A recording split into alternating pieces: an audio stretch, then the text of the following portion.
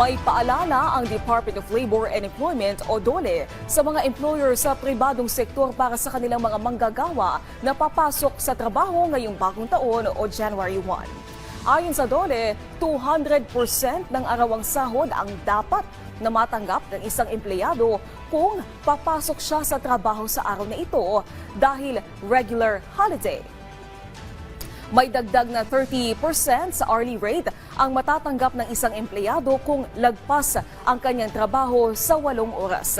Dagdag din na 30% sa basic wage na 200% kung papasok ang empleyado sa araw ng kanyang pahinga. Dagdag pa rin na 30% na hourly rate kung mag-overtime sa trabaho ang isang empleyadong pumasok sa araw ng kanyang pahinga at tatanggap pa rin ng isang araw na sahod ang isang empleyado sa pribadong sektor na hindi papasok ngayong araw o regular holiday.